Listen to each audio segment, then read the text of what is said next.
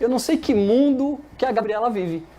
Eu acho que ela deve viver na Suíça, ela deve viver no Canadá, ela deve viver na Austrália, ela não deve viver no Brasil. Não é possível que a gente está sempre discutindo essas coisinhas técnicas, toda arrumadinha, toda bonitinha, toda certinha, num país que morrem 60 mil pessoas assassinadas por armas de fogo todos os anos. O que eu estou me colocando aqui é do lado da população brasileira e não como técnico. Gente, eu não sou técnico, eu não tenho obrigação de ser técnico. Quando ela fala em discurso de caminhão, realmente pode ser que eu tenha o discurso do caminhão. Eu sou o garoto do caminhão. Eu sou o garoto que subiu no caminhão e pegou o microfone na mão e começou a falar o que eu pensava sobre o país. E que foi o que ajudou a muitas outras pessoas e outras pessoas como eu a estarem falando o que acontece no Brasil. E hoje a população tem a clareza de que país nós vivemos. Então eu pergunto aqui, que mundo a Gabriela vive? Porque não é o mesmo mundo que eu. Eu tenho medo de sair na rua. Quando eu cito as favelas, de forma nenhuma eu estou querendo desmerecer as pessoas menos favorecidas. Pelo amor de Deus, tudo que eu gostaria é de poder ver essas pessoas menos favorecidas tendo oportunidade, tendo escolas, tendo educação. E é por conta desse tipo de postura, né, desse tipo de situação que o Brasil passa hoje, por conta da nossa legislação, por conta das nossas leis, por conta da própria Constituição, que nós vivemos o que nós vivemos, que nós não temos a oportunidade de termos um país melhor. Sabe por quê? Porque eles nos assaltam e nada acontece. É o que diz o ex-presidente Lula. Roubou um telefone celular para tomar uma cervejinha. Qual é o problema? É esse tipo de postura e de cabeça que faz nosso país estar aonde está hoje. Nós temos que falar o que acontece, nós temos que dividir com o povo brasileiro. Que as nossas leis são grandes, são. Mas não é melhor a gente ter um país que cumpre a lei, cumpre aquilo que está no papel? Não e a gente está vendo isso? Mas é exatamente por isso que o Cunha está voltando para casa. Porque a nossa lei é branda. É exatamente por isso que o Lula está solto. É exatamente por isso que nós aí acabamos com a prisão em segunda instância. E aí vai a pergunta. Exatamente. Então você não questiona a lei? Claro que eu questiono a lei. Foi o que eu comecei falando. Mas toda vez que a gente discute com uma pessoa com viés do outro lado do nosso, tenta se levar que a pessoa é preconceituosa, que a pessoa não gosta de pobres. Daqui a pouco ela vai dizer que eu sou homofóbico. São sempre as mesmas coisas. Não sou homofóbico, não sou preconceituoso. Acho que as pessoas pobres são as pessoas que mais se prejudicam nesse país. E é por isso que eu estou aqui. Eu estou aqui para defender. Não para ter esse discurso do que é politicamente correto, que está todo mundo cansado. E aí está todo o país nessa situação que nós estamos por conta desse tipo de postura, por conta desse tipo de discussão. Pode sim dizer que eu não sou técnico, que eu não sou. A doutora Gabriela é advogada criminalista, ela tem propriedade para falar sobre isso. Eu não tenho, mas eu falo aqui com o coração de cada um de vocês brasileiros em casa, de vocês que estão passando essa situação toda, e ela diz que o meu discurso é um discurso fraco, é um discurso que não tem propriedade. Quer dizer, pensar na população brasileira e poder discutir o que a gente pode fazer no futuro para mudar tudo isso, é ser uma pessoa fraca de opinião. Eu discordo completamente e fica aqui a pergunta, que mundo que a doutora Gabriela vive? Não é o mesmo mundo que o meu. Gabriela, você agora? Eu vivo num mundo, Gotino, em que para a gente discutir os assuntos e propor uma melhora do sistema, a gente precisa estudar o assunto. Não dá para a gente discutir sistema de justiça criminal sem que a gente se debruce sobre esse tema. A gente não pode desprestigiar o conhecimento dos especialistas. Aproveito para dizer aqui que, de novo, o Tomé diz que é em virtude da lei que o presidente Eduardo Cunha fica preso por pouco tempo. O ex-presidente da Câmara, Eduardo Cunha. O Eduardo Cunha está preso preventivamente desde 2016. Importante manter aqui a minha fala, a juíza Gabriela Hart mantém a prisão preventiva do ex-presidente da Câmara, Eduardo Cunha, para depois substituir temporariamente pelo regime domiciliar. O Tomé falou sobre os homicídios no Brasil. A gente tem uma taxa baixíssima de elucidação de homicídios no Brasil e isso precisa mudar. Para isso, a gente precisa de pessoas sérias discutindo como distribuir o tempo da polícia, discutindo como devem ser conduzidas as investigações, para que a gente, de fato, consiga responsabilizar as pessoas certas e para que a gente evite, por exemplo, que pessoas sejam presas no lugar de outras pessoas em virtude da flexibilização dos meios de prova. Vou citar 2 casos que a gente teve recentemente. Recentemente, um amigo meu advogou de forma absolutamente gratuita para um cabeleireiro de Embu das Artes que ficou preso mais de 400 dias. Só porque uma pessoa acusada de ter praticado um homicídio disse que ele tinha praticado um homicídio junto com um Sidney. não falou onde esse Sidney morava, não falou o que o Sidney fazia. A prisão preventiva dele, nesse nosso país que tem leis tão brandas, foi decretada e ele só foi solto depois de mais de 400 dias, depois de mais de 17 meses preso, quando um advogado que aceitou trabalhar de graça pediu para que a companhia de telefonia disponibilizasse a localização do celular dele no momento em que o crime foi praticado, e aí se comprovou nos autos que ele estava em outro lugar e que não poderia ter sido ele quem praticou o crime. Em outro caso que a gente viu recentemente no Rio de Janeiro, Leonardo, o nome de um jovem, ele era DJ, se eu bem me lembro da notícia, foi preso depois de ter sido reconhecido pela mãe da vítima. E o Leonardo, que era negro, foi colocado no reconhecimento pessoal junto com outras 2 pessoas brancas, embora a descrição da mãe da vítima fosse de um autor do crime negro. O Leonardo foi preso e também só foi solto depois porque a família conseguiu câmeras de vigilância da rua para mostrar que ele estava em outro lugar e não no lugar do crime. O Tomé não conhece como funciona a nossa justiça criminal. A justiça criminal, de fato, deve funcionar bem. E para que ela funcione bem, para que a gente consiga solucionar mais homicídios e prender as pessoas certas, não adianta a gente discutir isso com pessoas que não conhecem em absoluto o sistema de justiça criminal e que vão falar que o sistema é brando sem saber como o sistema funciona para todo mundo. A Lava Jato não é o Brasil.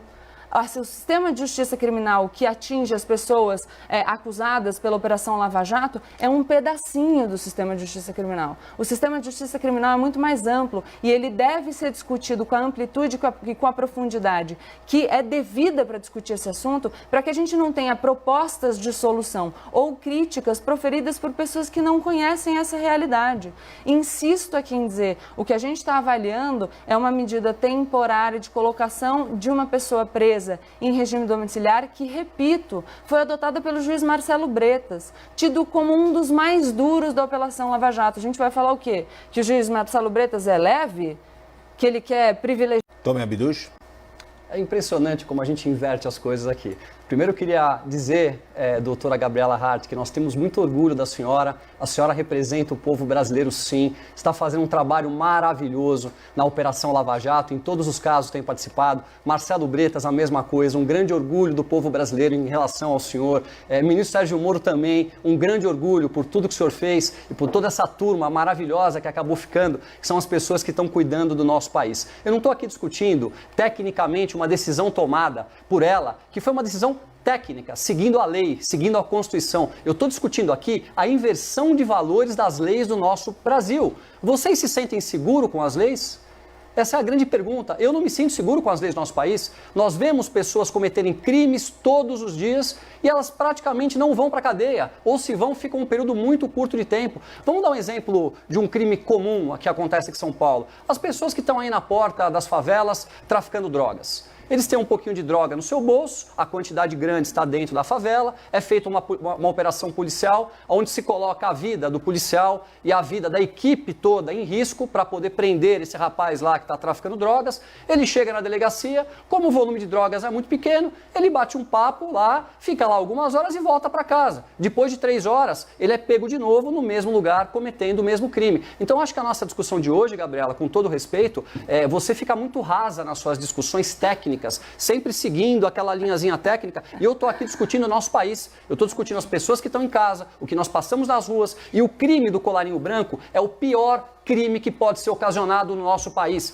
porque parece que ele simplesmente pegou um pouquinho de dinheiro, mas esse dinheiro deixou de ir para a saúde, que nós estamos precisando agora, e milhares de vidas serão perdidas, esse dinheiro deixou de ir para a educação, que é o que vai fazer esse país aqui ser um país digno no futuro, educar as nossas crianças de verdade, esse país deixou de ir para as nossas estradas, onde os nossos caminhoneiros hoje estão aí se desdobrando para conseguir abastecer as nossas cidades. Então a discussão ela é muito mais profunda do que simplesmente a técnica, e de forma nenhuma eu quis desmerecer a doutora Gabriela, o doutor Marcelo, muito pelo contrário. Eu quero deixar claro aqui a minha opinião e eu acho que é da grande maioria dos brasileiros que nós temos muito orgulho de vocês. Gabriela? Gotino, não tem exemplo mais claro do que eu falei, de que a gente foge absolutamente do tema, do que a fala recente do Tomé. Tomé, de verdade, acho, enfim, curiosa a sua alegação de que a minha discussão é rasa quando a gente está aqui discutindo uma decisão judicial e você acabou de assumir a sua absoluta incapacidade de discutir em termos técnicos a decisão judicial e o que a gente vê aqui, na verdade, é que você reitera os seus mesmos argumentos toda vez, jogando para a torcida e fazendo, enfim, essa movimentação que eu já falei que mais parece de palanque.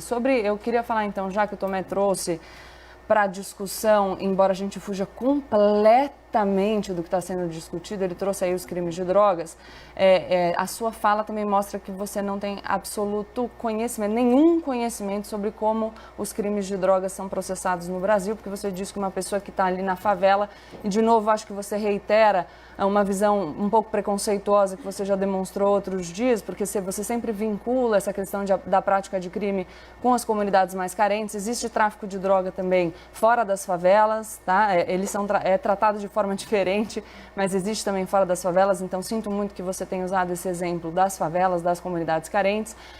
A gente tem hoje no Brasil um pouco mais de 30% da nossa população carcerária de pessoas presas por crimes relacionados a drogas.